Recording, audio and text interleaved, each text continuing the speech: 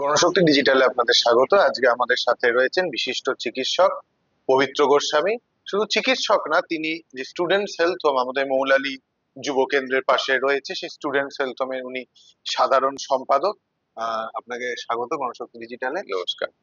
যেটা আপনার থেকে জানা, যে স্টুডেন্টস হেলথ হোমের একটা ইতিহাস রয়েছে, কিভাবে স্টুডেন্টস হেলথ হোম পথ চলা শুরু করলো এবং ছাত্রদের স্বার্থ মাথায় রেখে কিভাবে শুরু হলো এর পথ চলা? স্টুডেন্টস হেলথ হোমের ইতিহাস এবং কর্মকাণ্ডের উপরে একটা আস্ত চলচ্চিত্র আছে। 1 ঘন্টা 50 মিনিট তার সময়। এবং এই চলচ্চিত্রটা আমাদের যেহেতু ইরোজ ওরা ওটা কিনে নিয়ে মার্কেটিং করে, তাই এখন সহজেই ডিজিটাল মিডিয়া ইউটিউবে এটা নিখরচায় পাওয়া যায়। যে স্টুডেন্টস হেলথ হোম আসলে স্বাধীনতা সংগ্রামের ফসল। এটা উম তৈরি হয়েছিল যখন কবি সুকান্ত ভট্টাচার্য মারা গেলেন। স্বাধীনতা ঠিক ওই সময়ই মারা গেলেন। এবং তার মারা যাওয়ার এই অকালে ওই রকম একটা প্রতিভা, মানে যিনি ওই সময় অত সংক্ষিপ্ত সময়ের মধ্যে, মানে ভাবতেই অবাক লাগে যে যিনি ছাড়পত্রের মতন একটা কালজয়ী কবিতা লিখছেন, যিনি প্রিয়তমাশুর মতন ওরা একটা প্রেমের কবিতা লিখছেন, আবার যেখানে যিনি বোধনের মতন এরকম একটা যুগান্তকারী বদলের কবিতা লিখছেন, ঠিকানার মতো দিন বদলের ডাক দিচ্ছেন। হ্যাঁ, রানার আজকে আবার ফিরে এসেছে। এখন আপনারা তাকিয়ে দেখবেন চারদিকে বাইকের পিছনে ওই সেই খাবার বোঝা পিঠে চাপিয়ে ছুটে যাচ্ছে। সেই খাবারকে তাদের ছোঁয়ার কোনো অধিকার নেই। গিগ ওয়ার্কার যারা, তাকে অকালে ঝরে যেতে হলো কিসে না, যক্ষার মতন একটা প্রাণঘাতী রোগে। তখনও তার ঠিকই যে বিরাট তার ওষুধের সুলভ ছিল এমনটা না, কিন্তু ওষুধ এসে গিয়েছিল যক্ষার। তখন বিশ্বে ওষুধ যক্ষার ব্যবহার শুরু হয়ে গিয়েছিল, মানুষ বাঁচছিল। কিন্তু তাও কবি সুকান্তকে হারাতে হলো উপযুক্ত সময়ে তার সেই চিকিৎসা না হওয়ার জন্য। এইটা তখনকার দিনের ছাত্র সমাজের মধ্যে, যুবকদের মধ্যে, সাধারণ মানুষের মধ্যে একটা ভীষণ একটা ইয়ে এসেছিল। তারপরে কলকাতা বিশ্ববিদ্যালয়ের আরেকটি ছাত্রীর মৃত্যু ঘিরেও এরকম ধরনের একটা বিষয় তৈরি হয়েছিল, এবং আরেকটি ছাত্রীকে তাকে বাঁচানো গিয়েছিল। কিভাবে না, ছাত্ররা সবাই মিলে তার জন্য অর্থ সংগ্রহ করলো, করে এরপরে তার যে চিকিৎসাটা হলো এবং সে সুস্থ হলো।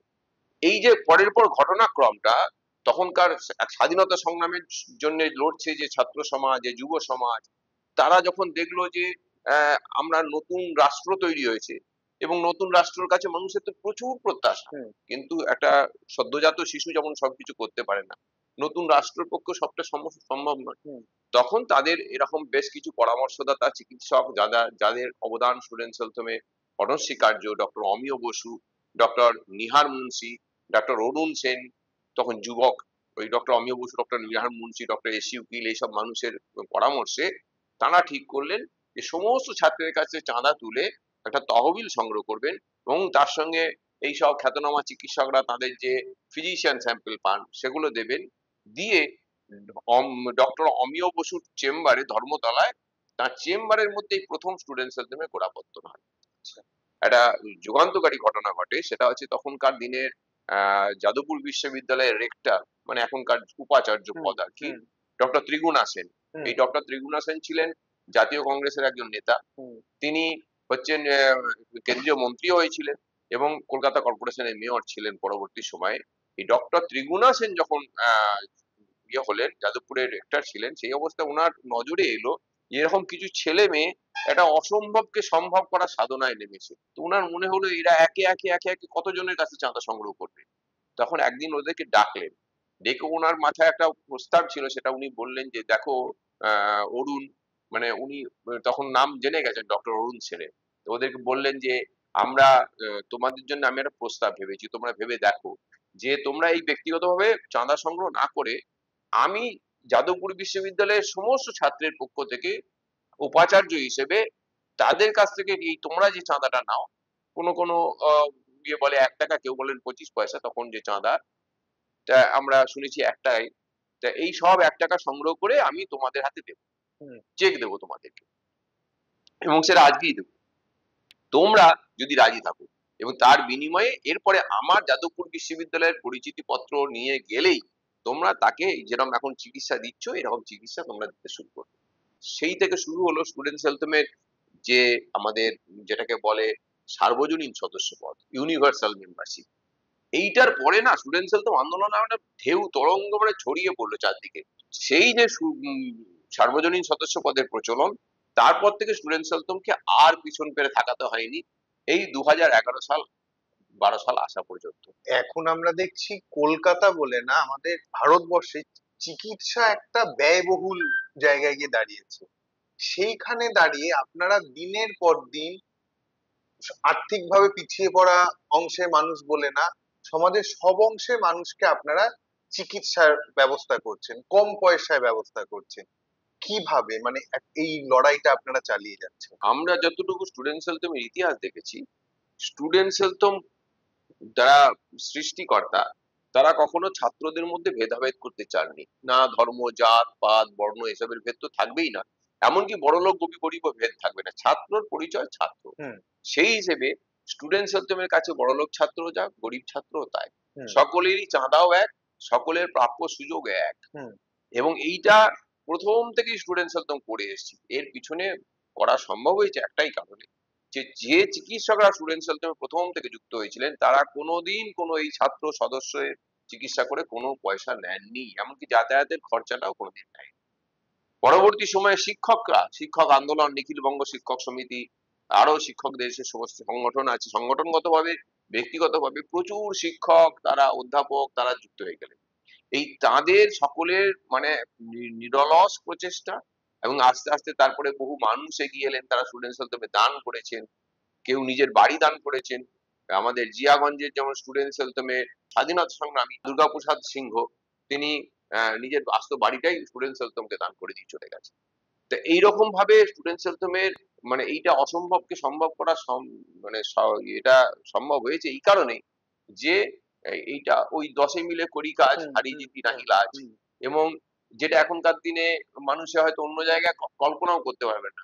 এটা আপনারা মানে জেনে রাখুন, এখনো পর্যন্ত এই মুহূর্ত পর্যন্ত কোনো চিকিৎসক স্টুডেন্ট সেলথমে কোনো ছাত্রের চিকিৎসা করে এক পয়সাও নেন। এখনো স্টুডেন্ট সেলথমে 36টা আঞ্চলিক কেন্দ্র সারা পশ্চিম বাংলা জুড়ে আছে। এখন স্টুডেন্ট সেলথমের যেটা 1 টাকা দিয়ে শুরু হয়েছিল, এখন হচ্ছে বছরে স্টুডেন্ট সেলথমের চাঁদা হচ্ছে ছাত্রদের মাথা পিছু 10 টাকা। কিন্তু একক ছাত্র স্টুডেন্ট সেলথমের সদস্য হয় না।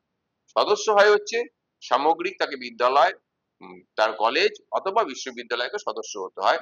তারা টাকাটা সংগ্রহ করে স্টুডেন্ট সেলথমকে দেয় এবং তার বিনিময়ে সে চিকিৎসা পায়।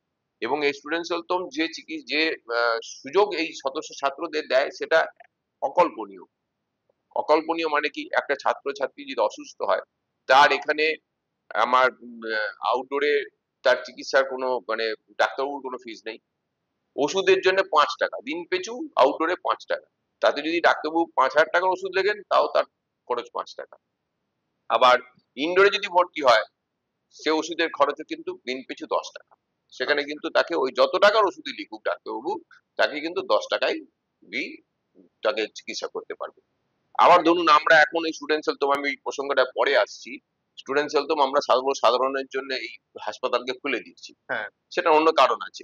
কিন্তু সেইখানে আমরা যে বেড ভাড়া হয়েছে 750 টাকা বেড ভাড়া, তার আয়া খরচ নিয়ে একজন মানুষের প্রতিদিন স্টুডেন্ট সেলথমের সাধারণ বেড অর্থাৎ জেনারেল বেডে থাকতে গেলে খরচ দৈনন্দিন প্রায় 1300 টাকার মতো।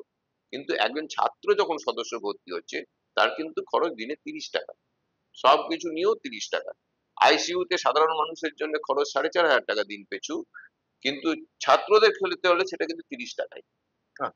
এই যে সুযোগটা স্টুডেন্ট সেলথম দিতে পারছে এই কারণে যে এর পিছনে ছাত্রদের চাঁদা তো আছেই, পাশাপাশি চিকিৎসক সমাজের, শিক্ষক সমাজের, দরদি অন্য মানুষের, এবং এখনো পর্যন্ত কিছু ছাত্রের সাধারণ বৃহৎ ছাত্র আন্দোলন গুলো যে প্রতিদিন স্টুডেন্ট সেলথমের কাজে এখন আসছে এরকমটা নয়, কিন্তু বেশ কিছু ছাত্রেরও তাদেরও অবদান রয়েছে, যার ফলে এটা সম্ভব হচ্ছে।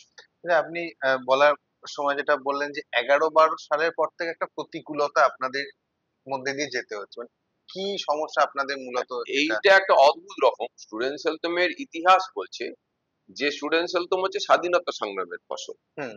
স্বাধীনতা সংগ্রামে যারাই অংশগ্রহণ করেছিলেন, তাদের যে ছাত্র অংশটা হচ্ছে স্টুডেন্ট সেলথমের স্বপ্ন দেখেছিল।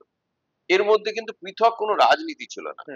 সব রাজনীতির মানুষই কিন্তু স্টুডেন্ট সেলথমে তার অবদান রেখেছে। আমাদের ডক্টর ত্রিগুণা সেনের নাম শুনলেন, আমাদের জ্যোতি বসু বিধানসভায় স্টুডেন্টস হেলথমের প্রস্তাব উত্থাপন করেছেন। হুম, ডক্টর বিধানচন্দ্র রায়ের সঙ্গে তার বিধানসভায় 1959 সালে তর্ক বিতর্ক হয়েছে স্টুডেন্টস হেলথমকে সাহায্য দেওয়া নিয়ে। ডক্টর বিধান রায়ের কাছে তথ্য ছিল, মানে তথ্য মানে এই খবর ছিল যে এটা কমিউনিস্ট তৈরি কারখানা। আচ্ছা। তা জ্যোতি বসু একদম পরের পর প্রমাণ দিয়ে দেখিয়েছেন যে এটার সঙ্গে কমিউনিস্ট বা এরকম আলাদা কোনো সম্পর্ক নেই। ডক্টর বিধানচন্দ্র রায় মেনে নিয়েছেন এবং তারপরে সেই স্টুডেন্টস হেলথমের অনুদান চালু হয়েছিল। হুম, তারপরে ধরুন আমাদের আহ, বিভিন্ন সময় বিভিন্ন রাজনৈতিক ব্যক্তিত্বের, এমনকি এই সুব্রত মুখোপাধ্যায় যখন কলকাতা কর্পোরেশনের মেয়র ছিলেন, এই আমাদের যে কেন্দ্রীয় বাড়ি, এই বাড়ির ট্যাক্স মুকুবের ক্ষেত্রে তারা একটা বড় ভূমিকা পালন করেছে। আচ্ছা। এইরকম দলমত নির্বিশেষে কিন্তু বিভিন্ন মানুষ স্টুডেন্টস হেলথমের বেড়ে ওঠার পিছনে, গড়ে ওঠার পিছনে তাদের অবদান রেখেছেন। এই বাড়িটা যেটা, এটা কলকাতা কর্পোরেশনের দেওয়া। এই বাড়িটা স্টুডেন্টস হেলথম পেতো না যদি গণপতি সুর বলে একজন তখনকার দিনে জাতীয় কংগ্রেসের কাউন্সিলর উত্তর কলকাতার, তিনি যদি এইটা উদ্যোগটা না নিতেন। তিনি ডক্টর ত্রিপুরা সেনকে এই বাড়ি জমি দেওয়ার ব্যাপারে তিনি বুঝিয়েছিলেন। সকলের অবদানে তৈরি হয়েছিল। কিন্তু এই ইতিহাসটা না জেনে না শুনে আমাদের যেটা হলো 2011-12 সালের পর থেকে একটা আমাদের কাছে চিঠি এলো যে স্টুডেন্টস হেলথমে অর্থনৈতিক তছরূপ হচ্ছে। তা পরে শুনলাম কর্মীদেরই কোনো একটা অংশ নাকি তারা সেটা মানে হুম, অভিযোগ করেছিলেন। আসলে আমরা বুঝেছি অভিযোগটা করানো হয়েছিল তাদেরকে হুম, দিয়ে। তাদেরকে প্রলোভন দেখানো হয়েছিল যে স্টুডেন্টস হেলথ সরকার অধিগ্রহণ করে নেবে, তোমরা সব সরকারি চাকুরে হয়ে যাবে যদি তোমরা এই স্টুডেন্টস হেলথ সম্পাদক মন্ডলী বা পরিচালন সমিতির নামে তোমরা অভিযোগ করো। অভিযোগ। তো করে সেটাকে তারপরে সেই ভিত্তিতে সরকার একটা কমিশন, মানে একটা তদন্ত কমিটি তৈরি করলো। সেই তদন্ত কমিটি স্টুডেন্টস হেলথমে, আমি তখনও স্টুডেন্টস হেলথম করি, প্রায় 30-35 বছর করছি। তখন স্টুডেন্টস হেলথম এসে তারা দিনের পর দিন তদন্ত করেছেন, সবকিছু দেখেছেন, হেলথমের কম্পিউটার থেকে আরম্ভ করে টেবিল আলমারি সমস্ত জায়গায় যত কাগজ ছিল সব দেখেছেন। সব শেষে তারা যখন যেদিনকে তদন্ত শেষ করলেন, তখন তৎকালীন স্টুডেন্টস হেলথম নেতৃত্ব তাদেরকে জিজ্ঞাসা করেন যে কি পাওয়া গেল। কিন্তু ওনারা বলেন যে না, আমরা কিছুই পাইনি, এখানে 2 টাকারও হিসেব রাখা হয়। আমরা এখনো বলি যে হেলথ হোমে আপনি আপনার রাজনৈতিক পরিচয়টা বা অন্য কোনো পরিচয়টা হেলথ হোমের বাইরে সেই জামাটা সেই চটিটা খুলে আসুন। হুম, হেলথ হোমে ঢুকলে আমাদের একটাই পরিচয়, আমরা স্টুডেন্টস হেলথ হোমের লোক। হুম, সেই জায়গায় দাঁড়িয়ে কিন্তু এই এই যে একটা তদন্ত কমিশন হলো এবং এই তদন্ত কমিশনের মধ্যে দিয়ে, কমিটির মধ্যে দিয়ে, তারপরে তাদেরকে যখন জিজ্ঞেস করলেন যে আপনারা তাহলে রিপোর্টটা কি হবে, হলো, তো বললেন রিপোর্ট আমাদের হাতে নেই। মানে তদন্ত করতে এসছেন তারা, রিপোর্ট কি হবে তার নাকি তাদের হাতে নেই। এবং অবাক বিস্ময়ের ব্যাপার, আজও পর্যন্ত সেই তদন্ত কমিটির কোনো রিপোর্ট বেরোলো না। কিন্তু প্রাথমিক অর্ডারে যেহেতু ছিল যে যতদিন তদন্ত কমিটি তাকে ক্লিন চিট না দিচ্ছে হুম, স্টুডেন্টস হেলথমকে, হুম, ততদিন পর্যন্ত স্টুডেন্টস হেলথমের অনুদানটা স্থগিত থাকবে। হুম, ফলে ওই 11-12 সালের আগে পর্যন্ত স্টুডেন্টস হেলথম প্রায় 80 থেকে 90 লক্ষ টাকা করে বছরে অনুদান পেত ছাত্রদের চিকিৎসা দেওয়ার জন্য। হুম, এটা ডক্টর বিধানচন্দ্র রায়ের সময়ে শুরু হওয়ার একটা অনুদান ছিল। পরে শ্রী জ্যোতি বসুর আমলে বেশ কিছু অনুদান যুক্ত হয়েছিল। সব মিলিয়ে মোটামুটি 80 থেকে 90 লক্ষ টাকা একটা অনুদান স্টুডেন্টস হেলথম পেত, সেটা এক ঝটকায় বন্ধ হয়ে গেল। তারপরে যেটা আমরা দেখলাম যে সমস্ত বিদ্যালয়ের ম্যানেজিং কমিটি ভেঙে দেওয়া হলো, হ্যাঁ, নির্বাচিত হ্যাঁ, ম্যানেজিং কমিটি গুলো উঠে গেল। হ্যাঁ, বিদ্যালয়ের ম্যানেজিং কমিটির চেয়ারম্যান হলেন কোনো রাজনৈতিক দলের স্থানীয় কোনো নেতা বা কোনো জনপ্রতিনিধি। জনপ্রতিনিধি। এইবারে তার দয়ার উপর নির্ভর করলো যে স্টুডেন্টস হেলথ হোমের টাকাটা হেলথ হোমে জমা পড়বে কিনা। ছাত্রদের কাছে সংগৃহীত হচ্ছে কিন্তু হেলথ হোমে জমা পড়ছে না। ফলে আমাদের সামগ্রিকভাবে এই 2011-12 সালের পর থেকে স্টুডেন্টস হেলথ হোমে একটা ভয়ঙ্কর দুঃসময় গেছে। আমাদের যেখানে 11-12 সালে হেলথ হোমের সদস্য সংখ্যা ছিল 23 লক্ষ, সেইটা ওই প্রথমত হচ্ছে যে অনুদান বন্ধ করে দেওয়াতে চিকিৎসাও সংকুচিত হলো, ছাত্রদের মধ্যে সেই বার্তাটা গেল হেলথ হোমে গেলে এখন সব রকমের চিকিৎসা হ্যাঁ, পাওয়া যাচ্ছে না। তারপরে এই যে ম্যানেজিং কমিটি ভাঙাতে মেম্বারশিপ আসা কমে গেল এবং সর্বশেষ হলো কোভিড। হ্যাঁ, ওই 20 সালের 21 সালে জানেন কোভিড। ফলে হেলথ হোমের সদস্য পদ কমতে কমতে কোভিড এর ওই সময়ে দাঁড়ালো মাত্র 2 লক্ষ, 23 লক্ষ থেকে 2 লক্ষ। হেলথ হোম প্রায় বন্ধ হওয়ার মুখে। মানে এখানে বাইরে একটা ইয়ে দিতে হয়েছিল, স্টুডেন্টস হেলথ হোম বাঁচাও বলে একটা বড় ফেস্টুন টাঙানো হয়েছিল। এই একটা ঘোর দুর্দিন স্টুডেন্টস হেলথ হোমের কিন্তু গিয়েছে। এখন এই যে সাধারণ মানুষের জন্য আপনারা যে দরজা খুলে দিয়েছেন, তাহলে এখানে একজন মানুষ কিভাবে যোগাযোগ করবে, বা তার সুযোগ সুবিধা কি, তার চিকিৎসা ব্যবস্থা কিভাবে হবে? আপনি ঠিকই বলেছেন। এইটা আমরা খুলে দিয়েছি, মানে আমরা কিছুটা খুলতে বাধ্য হয়েছি। হুম। কারণ আমরা দেখলাম এই যে 7-8 বছর স্টুডেন্টস হেলথ হোম ক্রমশ তার অর্থনীতিকে সংকুচিত করতে করতে, কারণ কর্মীদের বেতন তো বন্ধ করা যায় না, হুম। তারা অন্য জায়গা থেকে অনেক কম বেতন পায়, কিন্তু সেটুকু তো চালু রাখতে হবে। হুম। ফলে স্টুডেন্টস হেলথ হোম ক্রমশ সংকুচিত করতে করতে অনেক ছোট হয়ে গেল তার হুম। কর্মকাণ্ড। কিন্তু আপনারা জানেন যে 21 সালে ইয়াস যে ঝড় এসেছিল হ্যাঁ। স্টুডেন্টস হেলথ আমাদের সুন্দরবনে, হুম। এই সুন্দরবনে ঝড়ে ত্রাণ করতে আমাদের স্টুডেন্টস হেলথ হোমের একটা বড় উদ্দীপনা, আমাদের চিকিৎসকদেরকে আমরা অভিনন্দন জানাবো যে তাদের মধ্যে একটা বিরাট হলো যে ওইরকম একটা ভয়ঙ্কর হয়েছে, আমাদেরকে কিছু করতে হবে। হুম। ফলে ইয়াসের সময়ে আমাদের প্রায় 60-62টা ক্যাম্প, মেডিকেল ক্যাম্প, এবং তার সঙ্গে মশারি দেওয়া, স্যানিটারি ন্যাপকিন, হুম। ওখানে গিয়ে ত্রাণ করতে গিয়ে আমাদের ডাক্তারবাবুদের কানে এলো যে মেয়েদের এখানে একটা বিরাট বড় সুবিধে, যে কোনো তাদের যে রজস্রাবের সময় কোনো রকমের পরিষ্কার ন্যাকড়াও নেই, কারণ সব সেই জলে হয়ে গেছে। ফলে স্যানিটারি ন্যাপকিন দেওয়া, এর মধ্যে দিয়ে 60-65টা ক্যাম্প স্টুডেন্টস হেলথ হোম কিন্তু ডাক্তারবাবুরা ওখানে গিয়ে রাত জেগে দিনের পরিশ্রম করে করেছেন। ফলে এমনকি স্টুডেন্টস হেলথ হোমের আমাদের সরকারের, রাজ্য সরকারেরই নিজের দপ্তর, বন দপ্তরের যে tiger reserve, Sundarban tiger reserve, তারা স্টুডেন্টস হেলথ হোমের কে এই জন্য সম্বর্ধিত করেছেন। নিচে ঢোকার সময় দেখতে পাবেন হুম। তার হুম। হ্যাঁ। স্মারক আছে। হ্যাঁ। হ্যাঁ। তা এইটা যে ডাক্তারদের মধ্যে একটা সংহতকরণ হলো, কনসিলিডেশন হলো, এবং তারপরে আমরা সেই বছরই, এটা বোধহয় সম্ভবত মে মাস নাগাদ এই ঝড়টা হয়েছিল। মেতে হয়েছে। হ্যাঁ, তারপরে 1লা জুলাই চিকিৎসক দিবসে আমরা চিকিৎসকদেরকে নিয়ে একটা সভা করলাম। সেইখানে সব চিকিৎসকদের মধ্যে এটা মানে একটা হলো যে আমরা যদি সুন্দরবন বাঁচাতে এরকম ভাবে ঝাঁপাতে পারি, তাহলে হেলথ হোম বাঁচাতে কেন আমরা ঝাঁপাতে পারবো না? হুম। এইটা থেকেই আমাদের কাছে একটা ঘুরে দাঁড়ানোর প্রক্রিয়া শুরু হলো।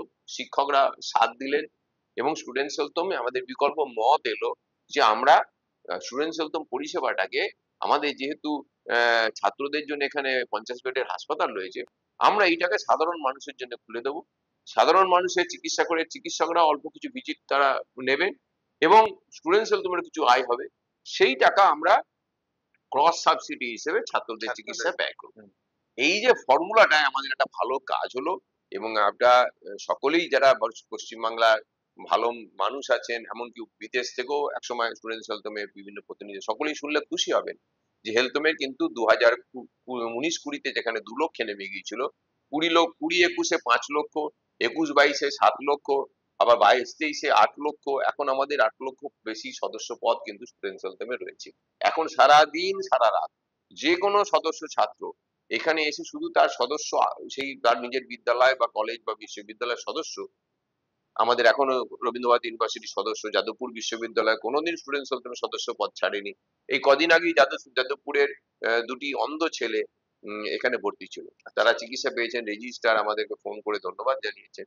তা এখন তারা কিন্তু সারাদিন সারা রাত যে কোনো সদস্য ছাত্র এখানে এসে ভর্তি হতে পারবে, তার সব রকমের চিকিৎসার দায়িত্ব কিন্তু স্টুডেন্টস হেলথ হোম এই মুহূর্তে নিচ্ছে। এটা সম্ভব হচ্ছে কারণ এই ক্রস সাবসিডির ফলে। এখানে একজন খুব বিখ্যাত ব্যক্তিত্বরাও এখানে ভর্তি হয়েছেন, আজিজুল হক, এই যে আগে মারা গেলেন, তার আগের বার উনি হেলথ হোমে ভর্তি হয়েছিলেন। হুম। হুম। হ্যাঁ, এখানে প্রখ্যাত চলচ্চিত্র শিল্পের অভিনেতা পদ্মনাভ দাশগুপ্তর বাবা এখানে ভর্তি হয়েছিলেন। হুম। এখানে অনেকে এরম নামকরা মানুষও ইতিমধ্যে এখানে ভর্তি হতে শুরু করেছেন, এবং আমার মনে হয় তারা প্রত্যেকেই কিন্তু ভর্তি হওয়ার পরে একটা অন্য ধরনের আস্বাদ পাচ্ছেন। এটা যে স্টুডেন্টস হেলথ হোম, এই যে হোম, একটা বাড়ি, ঘরোয়া পরিবেশ, এবং এখানে আমাকে কেউ ঠকাবার নেই। হুম। এখানে আমার মেডিক্লেমের কার্ডটা কত শক্তিশালী সেটা দেখার লোক নেই। হুম। এখানে ডাক্তারবাবুর উপর এরকম কোনো ডিক্টেট নেই যে আপনাকে 10টা আইসিইউ পেশেন্ট দিতেই হবে, হুম। 10টা আপনাকে অপারেশন করে দিতেই হবে, অপারেশনের প্রয়োজন না থাকলেও করে দিতে হবে। এইগুলো কিন্তু স্টুডেন্টস হেলথ হোমে নেই, এটা মানুষ পরিষ্কার বুঝতে পারছে। তাই আমরাও এটা বুঝতে পারছি যে আস্তে আস্তে ধীরে হলেও, আমরা যেহেতু বড় প্রোপাগান্ডার কোনো ব্যাপার নেই, আমাদের কোনো দালাল নেই, অ্যাম্বুলেন্সে করে রুগী নিয়ে এলে তাকে অ্যাম্বুলেন্স ড্রাইভারকে পয়সা দেওয়ার রীতি স্টুডেন্টস হেলথ হোম করেনি, কোনোদিন করবে না। তাছাড়াও কিন্তু আমাদের উত্তরোত্তর রোগীর সংখ্যা আমাদের বাড়ছে। আপনারা কবি সুকান্ত ভট্টাচার্যের 100বার্ষিকী উপলক্ষে স্টুডেন্টস হেলথ হোম বিভিন্ন কর্মসূচি নিয়েছে, এই কর্মসূচিটা যদি আপনি একটু সুকান্তর কবি সুকান্তর যে আমাদের যেটা নেওয়া হয়েছে এটা অ্যাকচুয়ালি প্রতীকী, মানে সেই সময় অনেককেই, অনেক প্রতিভাবান ছাত্রছাত্রীকে ওরকম ভাবে হারাতে হয়েছিল। হুম। সুতরাং সুকান্ত হচ্ছে সেই যুগের একটা প্রতীক, যে ওইরকম একটা প্রতিভা তাকে ঝরে যেতে হতো। আমরা সেই জন্য মনে করেছি যে সুকান্ত জন্মশতবার্ষিকী খুব গুরুত্ব দিয়ে পালন করা উচিত। সেই জন্য স্টুডেন্টস হেলথম তার কিছুটা সাধ্যের বাইরে গিয়ে কতগুলো সিদ্ধান্ত নিয়েছে। আমরা অনুষ্ঠান কর্মসূচি তো করবোই। হুম। আমাদের 16ই আগস্ট সূচনা অনুষ্ঠান হয়েছে। আমাদের 2রা সেপ্টেম্বর স্টুডেন্টস হেলথমের প্রতিষ্ঠা দিবসে আমাদের এখানে রক্তদান শিবির হবে। হ্যাঁ। বিশিষ্ট রাজনৈতিক ব্যক্তিত্ব, যাকে আমরা স্টুডেন্টস হেলথমে রাজনৈতিক ব্যক্তিত্ব বলে দেখি না, কারণ তিনি একদম সৃষ্টি লগ্নের সময় থেকে স্টুডেন্টস হেলথমের সঙ্গে যুক্ত আছেন। তিনি নিজের জীবনের প্রথম রক্তদান 18 বছর পূর্ণ হওয়ার আগেই, মানে রক্ত দেওয়ার জন্য কেঁদেছিলেন। ওই সিনেমাতে এই দৃশ্য আছে। সেই বিমান বসু এখানে সকাল 11টায় রক্তদানের উদ্বোধন করবেন, সুকান্ত স্মরণে রক্তদান হবে। বিকেলে রানার আবার কেন ফিরছে রানার, সেই নিয়ে আলোচনা সভা হবে, সাংবাদিক দেবাশিস চক্রবর্তী আলোচনা করবেন। এরকম বিভিন্ন কর্মসূচি আমাদের থাকছে। তার সঙ্গে সাধ্যের বাইরে গিয়ে আমরা দুটো কর্মসূচি নিয়েছি। একটা হচ্ছে যে আমরা এবারে ঠিক করেছি আমাদের যে ছাত্রছাত্রীদের অপারেশন হয়, ধরুন অপারেশনে একটা ন্যূনতম হলেও একদম খরচ নেয়। যেমন আমাদের ছোট অপারেশন হলে 175 টাকা, মাঝারি মাপের অপারেশন হলে 250 টাকা এরকম, আর বড় মাপের অপারেশন হলে, অনেক বড় অপারেশন হলে ওই 350 টাকা এরকম। এবং এছাড়া তাদের যে এটা টোটাল কস্ট, অপারেশনের টোটাল টোটাল কস্ট। কস্ট, তাছাড়া পরীক্ষা নিরীক্ষা যদি হেলথ হোমে হয় না, এরকম কোনো পরীক্ষা নিরীক্ষা বাইরে থেকে হয়, তারও অর্ধেক খরচ স্টুডেন্টস হেলথ হোম নেয়। আচ্ছা। কিন্তু আমরা এই বছর সুকান্তের সম্মানে কিশোর কবি, ছাত্রছাত্রীরা বেশিরভাগই কিশোর কিশোরী, তাই আমরা ঠিক করেছি আমরা 100 ছাত্রছাত্রীর সম্পূর্ণ নিখরচায় আমরা অপারেশন করবো। আচ্ছা। তাদের আমরা চিহ্নিত করব আমরাই। আচ্ছা। আমাদের একটা হাতে কলমে স্বাস্থ্য পরীক্ষা প্রশিক্ষণ বলে একটা জিনিস আছে, যেখানে আমরা মিডল টায়ার তৈরি করি। আগ্রহী শিক্ষক শিক্ষিকাদেরকে আমরা প্রশিক্ষণ দিই। সেই কর্মশালা আমাদের শুরু হচ্ছে। আমাদের এই 31শে আগস্ট রানীগঞ্জে আছে, এরপরে সারা পশ্চিমবাংলা সেন্টারগুলোতেই হবে। তার মধ্যে দিয়ে শিক্ষক শিক্ষিকাদেরকে আমরা প্রশিক্ষিত করি, অতীতেও করেছি, এবছর আরো বেশি করে করব। তারা চিহ্নিত করবেন কোন ছাত্রছাত্রীর অপারেশন যোগ্য রোগ আছে, শুধু এইটুকু সন্দেহ করবেন। আচ্ছা। তারপরে আমরা ডাক্তারবাবুদেরকে দেখিয়ে প্রকৃতই যাদের অপারেশন দরকার, এইরকম প্রথম 100 জন ছাত্রছাত্রীর এই বছরে আমরা সম্পূর্ণ নিখরচায় অপারেশন করবো। তাদের একটা সামান্য কানাকড়িও খরচ আমরা নেব না স্টুডেন্টস হেলথ। এইটা আমরা সাধ্যের বাইরে গিয়ে কিছুটা করেছি। আমরা জানি আমাদের যে হেলথ হোমের রেকর্ড আছে, ধরুন গত 1 বছরে 70 জন ছাত্রের মোটামুটি স্টুডেন্টস হেলথ এরকম ইয়ে হয়েছে। নিখরচায় চিকিৎসা, না, নিখরচায় না, মানে নিজের নির্দিষ্ট খরচায় এখানে ইয়ে নির্দিষ্ট হয়েছে। খরচায় হয়েছে। তাতে তো ওরা যে টাকা দেয় সেই টাকায় তো অপারেশনটা হয় না। আমরা যেমন অর্থোপেডিক অপারেশন, প্লেট কিনতে হয়, এ কিনতে হয়, হ্যাঁ, অনেক খরচা হ্যাঁ, আছে। হ্যাঁ, হ্যাঁ। এরকম অনেক অপারেশনেরই অনেক ইমপ্ল্যান্ট বসাতে হয়। একটি মেয়ের, মুর্শিদাবাদের একটি মেয়ের ব্রেস্টে তার ইমপ্ল্যান্ট বসানো হয়েছে, সেই সিলিকন ইমপ্ল্যান্টের দাম প্রচুর, কিন্তু হেলথ খরচাটা বহন করে। তা আমরা ইতিমধ্যেই আবেদন জানিয়েছি যে সাধারণ মানুষ, আমাদের যারা আছেন দরদি মানুষ, তারা এই খরচাগুলো ছাত্রভিত্তিক বহন করুন। তা আমাদের ইতিমধ্যেই আমাদের students health sister incharge Muktikona Majumdar, তিনি একটি ছাত্রের, ডায়মন্ড হারবারের একজন প্রাক্তন শিক্ষিকা, তিনি দুটি ছাত্র, একটি ছাত্র একটি ছাত্রী, মেদিনীপুরে একজন ডাক্তারবাবু, তিনি একজন ছাত্রের, আর ইতিমধ্যেই এই বিষয়টা ছড়াতে শুরু করেছে। মানে চিকিৎসা, মানে ওই পুরো দায়ভার দায়ভার 20,000 টাকা করে তারা হ্যাঁ, বহন করবে। এর পাশাপাশি আমাদের ডাক্তারবাবুদের পক্ষ থেকে একটা প্রস্তাব এসেছে যে সবাই হয়তো 20,000 টাকা পারবে না, আমরা একটা সাধারণ মানুষের মধ্যেও এরকম একটা আবেদন ছাড়বো যে যার যা পারবেন তারা ওই দান করুন স্টুডেন্টস হেলথ হোমে।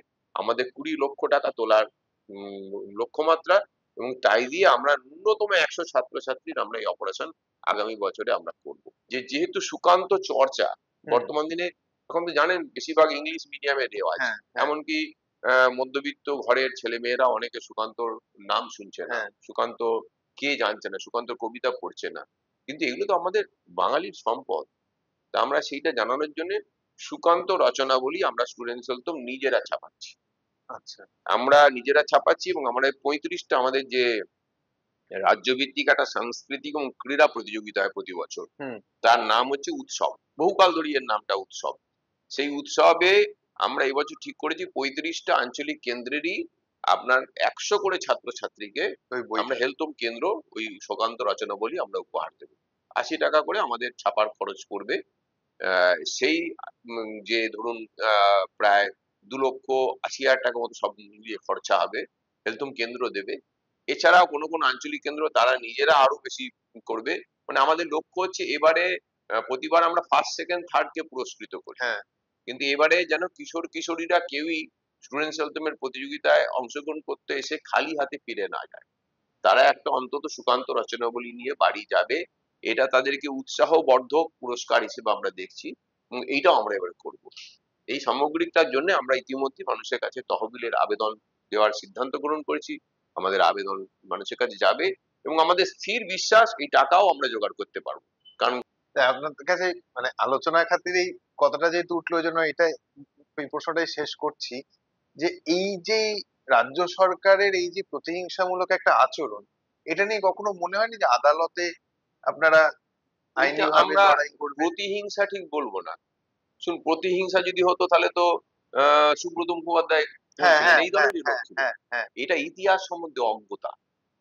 বর্তমানে যারা এই সামগ্রিকভাবে চালাচ্ছে তারা ইতিহাস ভূগোলের ধার ধারে না। তারা নতুন করে যেন ইতিহাস এই এখনই ঘটেছে সেটাকে ইতিহাস বইয়ে ঢুকিয়ে দিতে চাইছে।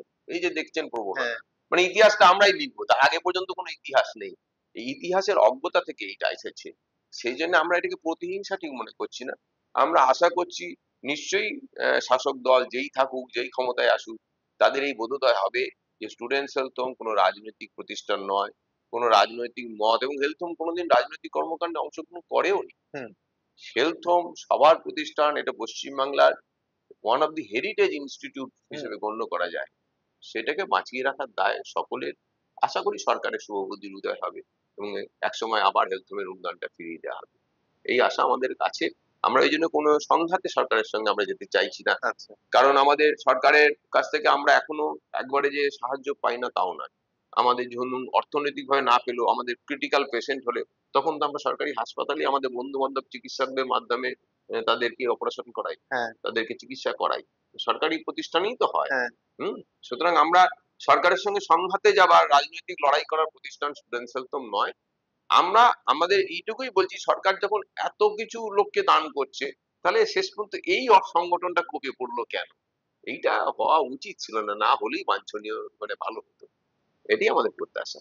আপনাকে অসংখ্য ধন্যবাদ আমাদের সময় দেওয়ার জন্য। আর ডিজিটালের সমস্ত শ্রোতাকে আমরা ধন্যবাদ জানাচ্ছি, আপনাদেরকেও ধন্যবাদ জানাচ্ছি স্টুডেন্টস হেলথ হোম কেনার। এই ভিডিওটিকে লাইক করুন, আপনার গুরুত্বপূর্ণ মতামত কমেন্টের মাধ্যমে আমাদের জানান, এবং আমাদের চ্যানেলের ভিডিও সবার আগে দেখার জন্য ইউটিউবে গণশক্তিকে সাবস্ক্রাইব করুন, ফেসবুকে ফলো করুন এবং শেয়ার করুন আপনার পরিচিতদের মধ্যে। আমাদের চ্যানেলে আপলোড হওয়া ভিডিও নোটিফিকেশন পেতে বেল আইকনটি ক্লিক করতে ভুলবেন না।